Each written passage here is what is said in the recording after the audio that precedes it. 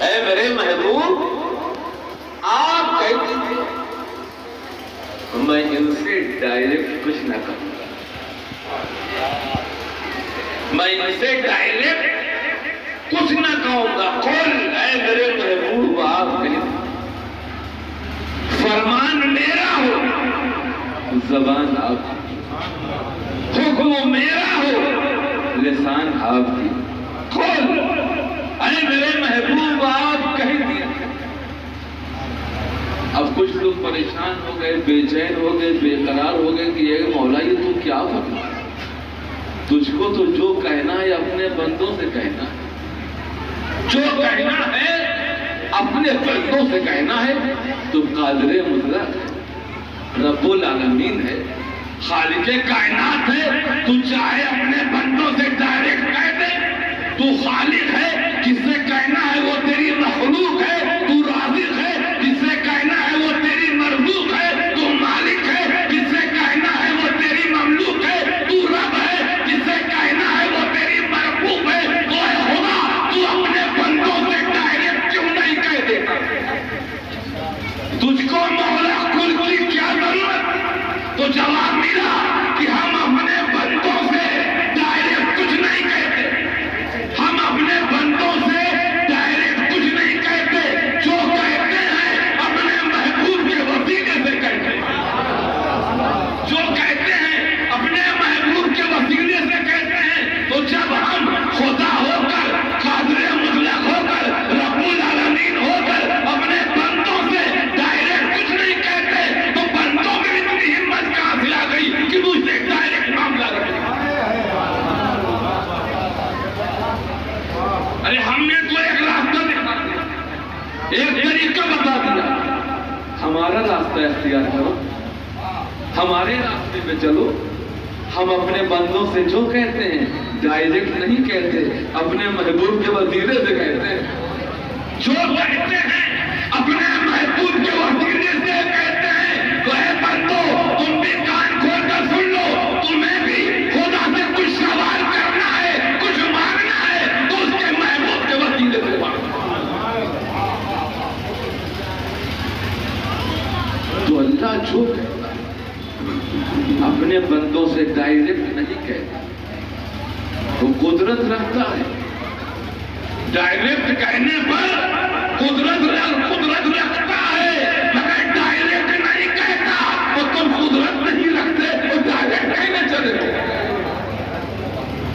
وہ قدرت رکھتا ہے ڈائریکٹ کہنے پر، مگر کہتا نہیں، اپنے محبوب کے وسیلے سے کہتا ہے۔ اور تم قدرت نہیں رکھتے تو پھر اس کے باوجود بھی ڈائریکٹ مانتے چلو، کیسے قبول ہوگا، کیسے پورا ہوگا؟ تو اللہ بندوں سے ڈائریکٹ کچھ نہیں کہتا، تو بندوں سے جب اللہ تبارک و تعالیٰ ڈائریکٹ کچھ کہتا نہیں تو ڈائریکٹ کچھ سنے گا۔ ایک راستہ دکھا دیا، ایک طریقہ بتا دیا، وہ راستہ اختیار کرو۔ تو اللہ کے محبوب کے وسیلے سے، اللہ کے محبوب کے وسیلے سے مانگو، انشاءاللہ ضرور قبول ہوگا، ضرور پورا ہوگا۔ خبردار ڈائریکٹ مانگنے کی کوشش مت کرنا، ڈائریکٹ سوال کرنے کی کوشش مت کرنا، اس لیے کہ ایک ڈائریکٹ والے کا حال دیکھ چکے ہو، ایک ڈکلیئر ہو چکا ہے، ایک ڈکلیئر ہو چکا ہے، باقی لائن میں لگے۔ اللہ ادھر ہم تو خانقاہی لوگ ہیں، دعا ہی دیتے ہیں، ہم خانقاہی والے دعا دیتے ہیں اللہ انہیں بھی راہ راست دے دیا، انہیں بھی ہدایت۔ میں اس لیے عرض کر رہا ہوں کہ جو محفوظ ہیں وہ محفوظ رہیں، ان کے بہکاوے میں نہ آنے کا، ان کا ایمان مضبوط ہو جائے۔ وہ ایک ڈکلیئر ہو چکا، کیوں ڈکلیئر؟ وہ بھی تو بہت بڑا اللہ والا، بہت بڑا اللہ والا تھا، بہت نمازوں والا تھا، پھر کیسے کیا بتائے؟ کس وجہ سے اسے جنت سے نکال دیا؟ آپ نام نہیں لیا پھر بھی سمجھ لیا بات کس کی ہو رہی ہے؟ ابلیس کی بات ہے، وہ معمولی بات نہیں، معلم الملائکہ فرشتوں کو پڑھاتا تھا، اور کہاں؟ جنت میں، جنت میں، اور جنت سے ہی نکال دیا۔ کیوں نکالا گیا؟ کیوں نکالا گیا؟ جب اللہ تعالیٰ نے حضرت آدم علیہ السلام کو پیدا فرمایا، ان کے جسم میں روح ڈالی، ان کے جسم میں روح ڈالی، تو تمام فرشتوں کو حکم دیا کہ حضرت آدم علیہ السلام کو سجدہ کرو۔ تمام فرشتے معصوم تھے، سب کے سب جھک گئے، حکم بجا لائے، مگر ابلیس نہیں جھکا، ابلیس نہیں جھکا۔ اور کیا ہوا؟ گھمنڈ کا شکار ہو گیا، تکبر کا شکار ہو گیا، تو جنت سے نکال دیا گیا۔ اپنے علم پر گھمنڈ، اسے کیا ہو گیا؟ اپنے علم پر گھمنڈ کرنے لگا، اپنی نمازوں پر گھمنڈ کرنے لگا، اپنی عبادات پہ گھمنڈ کرنے لگا، یا نا خیر ہوگی، میں ان سے بہتر، اللہ کا حکم نہیں، اور جنت سے نکال دیا۔ اللہ نے حکم دیا تعظیم آدم کا، تعظیم سے انکار کیا اور جنت سے نکال دیا۔ تو وجہ کیا تھا؟ تعظیم آدم کا انکار کیا، تعظیم آدم کا انکار، تعظیم نبی کا انکار، تعظیم آدم کا انکار، تعظیم نبی کا انکار کیا تو جنت سے نکال دیا گیا۔ تو سوچئے کہ جب جنت میں رہنے والا تعظیم نبی کے انکار پر جنت سے نکال دیا جائے، تو بھی جنہوں نے جنت کا منہ نہیں دیکھا، جنت جانتے نہیں کہتے ہیں، اگر وہ جنت کے باہر آئے کر تعظیم نبی کا انکار کرتے ہیں تو کس امید میں ہے کہ جنت میں داخل ہو گئے؟ ارے جب داخل خارج ہو گیا، ارے جب داخل خارج ہو گیا تو خارج کیسے تھا؟ جب داخل خارج ہو گیا تو خارج کیسے تھا؟ اس لیے کتنا ضروری ہے تعظیم۔ معلوم ہوا کہ تعظیم رسول سے بڑھ کر کچھ نہیں، تعظیم رسول سے بڑھ کر کچھ نہیں ہے کہ اتنے بڑے عابد کو جنت سے نکال دیا، اتنے بڑے عابد کو، اتنے بڑے معلم کو، وہ بھی معلم الملائکہ، صرف تعظیم رسول کے انکار کی بنا پر، تعظیم رسول کے انکار کی بنا پر اس نے نہ نماز کا انکار کیا، نہ اللہ کو ماننے سے انکار کیا، نہ اللہ کی عبادت کرنے سے انکار کیا، بس انکار کیا تعظیم آدم کا انکار کیا، تعظیم نبی کا، تعظیم نبی کا انکار اللہ کے نزدیک کتنا بڑا ہے، اتنا بڑا گناہ ہے، اتنا بڑا گناہ ہے کہ اگر جنت میں رہ کر بھی، اگر جنت میں رہ کر بھی کوئی تعظیم نبی کا انکار کرے تو اسے بھی جنت سے نکال دیا۔ تو جو جنت سے باہر ہے وہ کہتے ہیں اے میرے محبوب آپ کہیں، اے میرے محبوب آپ کہیں، کن سے کہیں؟ تو آیت پاک خود دلالت کرے ان کنتم تحبون اللہ، ان سے کہہ دیجئے جو اللہ کی محبت چاہتے ہیں، جو اللہ کی محبت کی آرزو رکھتے ہیں، جو اللہ کی محبت کی تمنا رکھتے ہیں، ان سے کہتے ہیں، کیا کہتے ہیں؟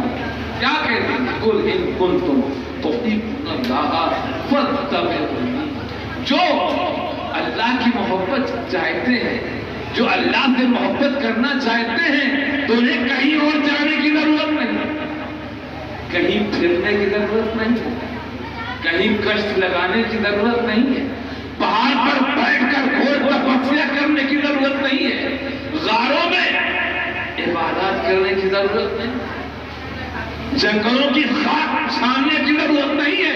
اگر وہ واقعی خدا کی محبت حاصل کرنے میں مخلص ہیں تو کہیں جانے کی ضرورت نہیں ہے۔ فاتبعونی، آپ اللہ کے محبوب کے پیچھے پیچھے چلیں، آپ کی اتباع کریں، آپ کی پیروی کریں۔ عجیب معاملہ ہے۔ کچھ لوگ کہنے لگے کہ مولا ہم تو تیری طرف آنا چاہتے ہیں،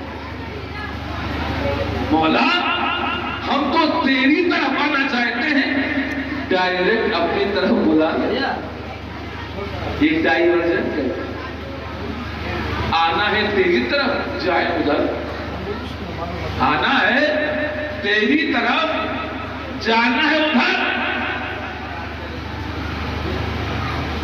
تو جواب کہ خدا کی طرف آنا چاہتا ہے، خدا کی طرف آنا چاہتا ہے، کیا خدا طرف والا ہے؟ کیا خدا طرف والا ہے؟ ارے اللہ تو طرف سے پاک ہے۔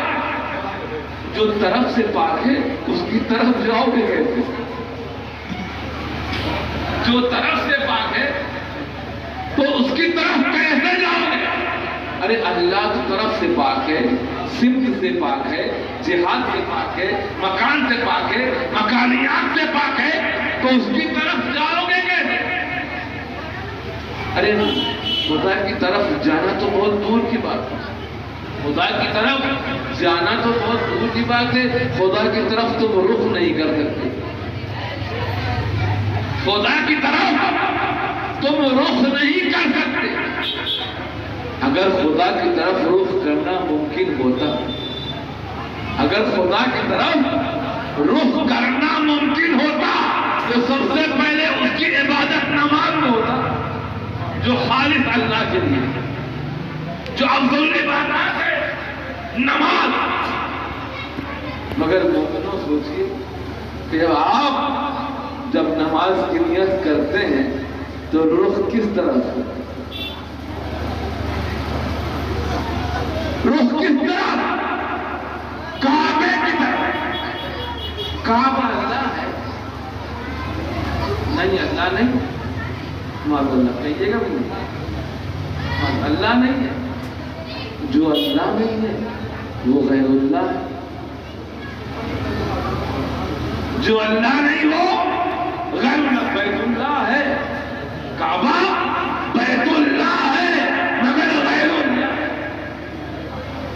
بہت غیر اللہ کی طرف جانے سے روکتے ہیں، غیر اللہ کی طرف بہت جانے سے روکتے ہیں ہم سنیوں کو۔ خود اللہ کی عبادت کر رہے ہیں تو غیر اللہ کی طرف رخ کر رہے ہیں، اور دوسروں کو غیر اللہ کی طرف جانے سے روکتے ہیں۔ تو نماز میں رخ کعبے کی طرف دیکھیے، حضور رحمت اللہ نور مجسم محمد صلی اللہ تعالیٰ علیہ وسلم کی خواہش پر اللہ تعالیٰ نے کعبہ کو قبلہ بنا دیا کہ اللہ کی طرف تم رخ کر کے نماز نہیں پڑھ سکتے۔ اب کعبے کی طرف تمہیں رخ کر کے نماز، اللہ کا حکم۔ اب یہ بہت کہ ہم نماز اللہ کے لیے پڑھ رہے ہیں اور نماز کعبہ۔ اب کعبہ کے بعد نماز کا کیا حال ہوگا کچھ پتہ ہی نہیں۔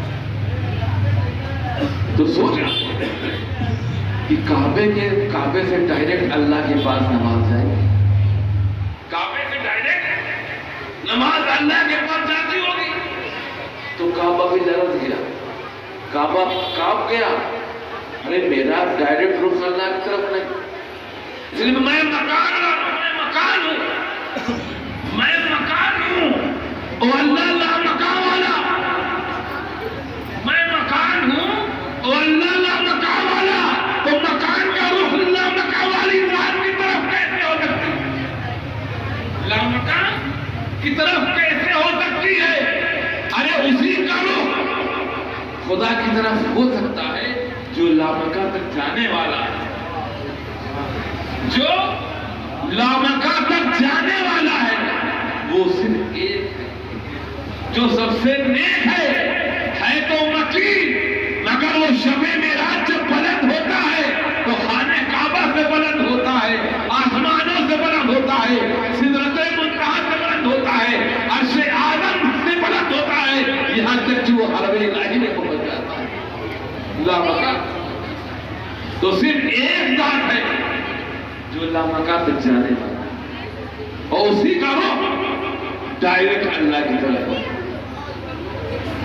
اسی وجہ سے خانہ کعبہ کہا میرا رخ بھی اللہ کی طرف نہیں ہے، ارے تمہارا رخ اپنے قبلے کی طرف، تمہارا رخ اپنے قبلے کی طرف، ہمارا رخ اپنے قبلے کی طرف۔ جس نے ہمیں قبلہ بنایا ہے، جس نے ہمیں قبلہ بنایا ہے وہ عاشق رسول، محب سادات، امام اہل سنت اعلیٰ حضرت فاضل بریلوی رضی اللہ تعالیٰ عنہ حرم شریف میں حاجیوں کو مخاطب کرتے ہوئے فرما رہے ہیں کہ حاجیوں آؤ، شہنشاہ کا روضہ دیکھو، کعبہ تو دیکھتے، کعبے کا کعبہ،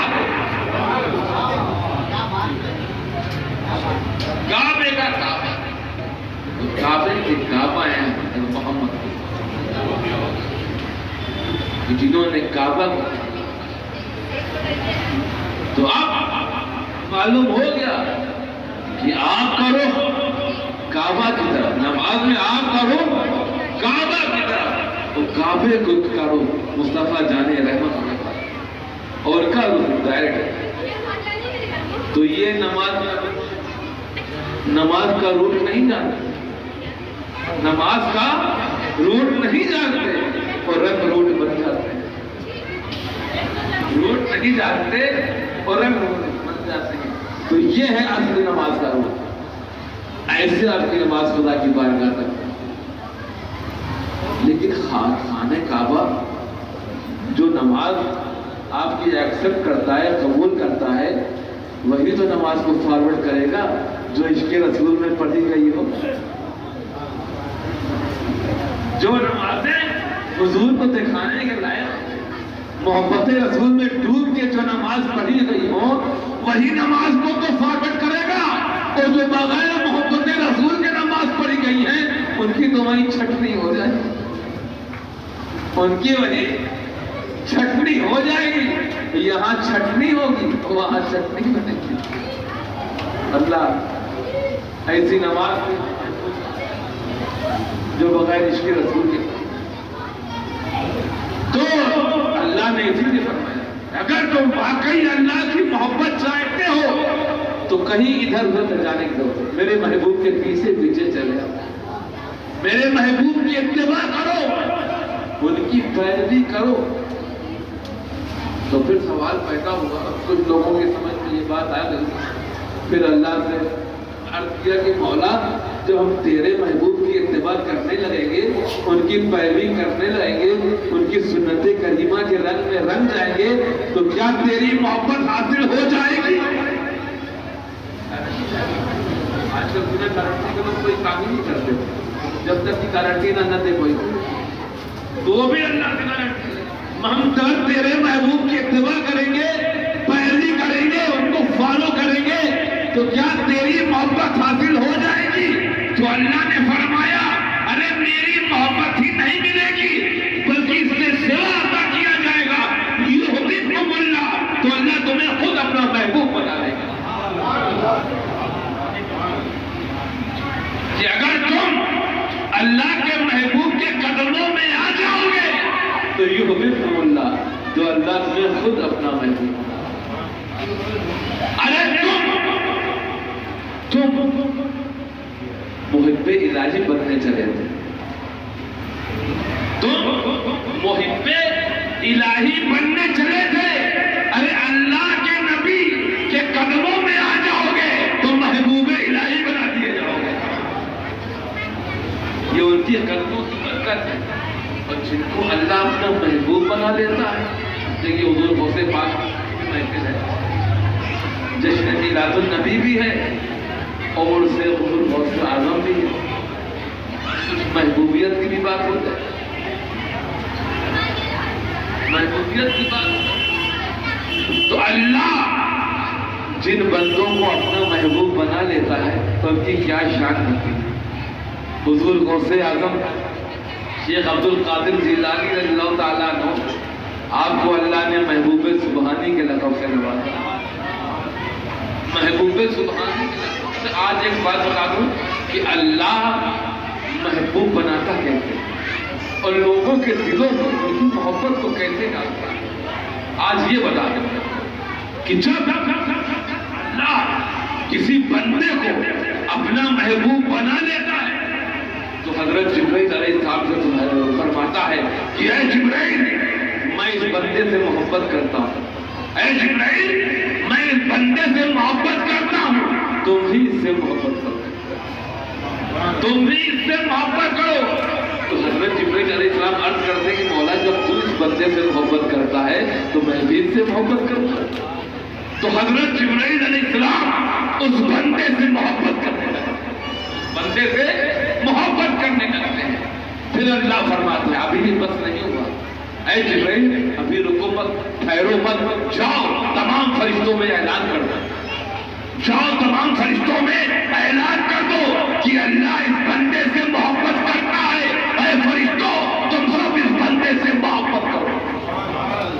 تو اللہ کا حکم ہوتا ہے، حضرت جبرائیل علیہ السلام کے ذریعے سے تمام فرشتوں میں اعلان ہو جاتا ہے، تمام فرشتے سرخم کر لیتے ہیں اور سارے ملائکہ سارے فرشتے اس اللہ کے محبوب بندے سے محبت کرنے لگتے ہیں۔ پھر اللہ فرماتا ہے کہ اے جبرائیل ابھی بھی بس نہیں ہوا، ابھی بھی رکو مت، ٹھہرو مت، جاؤ تمام فرشتوں کے ساتھ زمین پر اتر جاؤ، تمام فرشتوں کے ساتھ زمین پر اتر جاؤ اور لوگوں میں ایک ہوا چلا دو، لوگوں میں ایک ہوا چلا دو کہ اللہ اس بندے سے محبت کرتا ہے، اے لوگوں تم سب اس بندے سے محبت کرو۔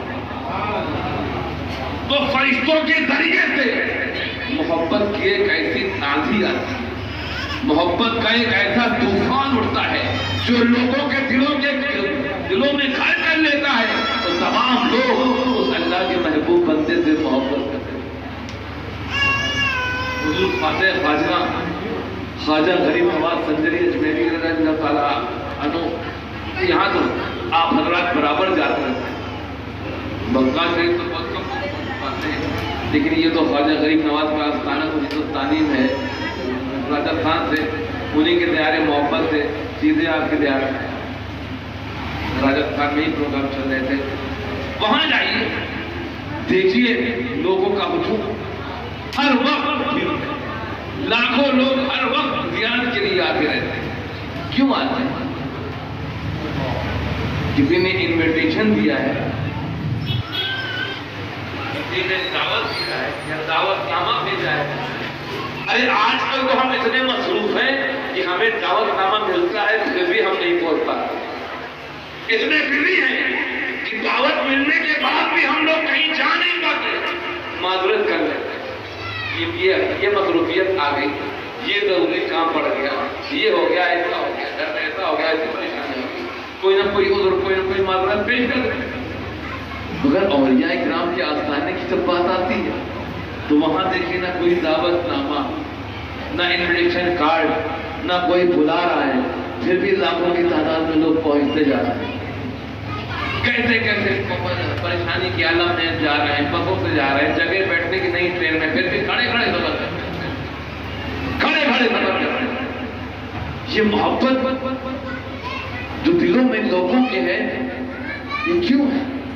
اسی لیے نا کہ اللہ تعالیٰ نے فرشتوں کے ذریعے سے لوگوں کے دلوں میں یہ محبت کو ڈالی، اور صرف مسلم ہی نہیں غیر مسلم بھی خواجہ کی بارگاہ میں جا رہے ہیں، ہم سب نے دیکھا ہے، چھپا ہر قوم کے لوگ جاتے ہیں، ہر مذہب کے لوگ جاتے ہیں، تمام لوگوں کے دلوں میں اللہ نے اپنے محبوبوں کی محبت کو ڈال دیا، اپنے محبوبوں کی محبت کو ڈال دیا ہے۔ ایک بات اور غور کر لی کہ وہاں سے بلانے والا ایک بھی نہیں، وہاں سے بلانے والا ایک بھی نہیں، مگر روکنے والے ہزاروں کی تعداد ہے۔ بلانے والا ایک بھی نہیں، مگر روکنے والے ہزاروں کی تعداد میں ہو رہتے ہیں، لاکھوں کی تعداد میں رہتے ہیں، لوگوں کو طرح طرح کی باتیں بہکاتے رہتے ہیں، بتاتے رہتے ہیں کہ وہاں نہ جاؤ، وہاں جانا ٹھیک ہے، مگر لوگ کہاں ماننے والے، لوگ کہاں ماننے والے؟ ارے یہاں تو اللہ کا حکم ہے، یہاں تو اللہ کا حکم ہے، کہ اللہ کا حکم ہے تو بندوں کی کہاں چلے؟ کسی بندے کی ہمت ہے جو اللہ کے حکم کے خلاف جائے؟ بتائیے، کسی بندے میں اتنی ہمت ہے جو اللہ کے حکم کے خلاف جائے؟ اگر بندہ اللہ کے حکم کے خلاف جائے گا تو اسے بندی بنا لیا جائے گا، اسے بندی بنا لیا جائے گا۔ اسی لیے اللہ نے اولیاء کرام کی محبت کو لوگوں کے دلوں میں ایسی ڈالی ہے کہ قیامت تک نہیں نکلنے والی، قیامت تک نہیں نکلنے والی۔ اور اللہ کے محبوبوں کی کیا شان ہوتی ہے کہ اللہ نے انہیں ایسی قدرت عطا فرماتا ہے کہ وہ اگر چاہے تو سمندر کو پیالے میں سمو دے، وہ چاہے تو سمندر کو پیالے میں سمو دے، وہ اگر پیالے کو پلٹ دے تو پورا سمندر ہو جائے۔ یہ طاقت، یہ پاور صرف اللہ کے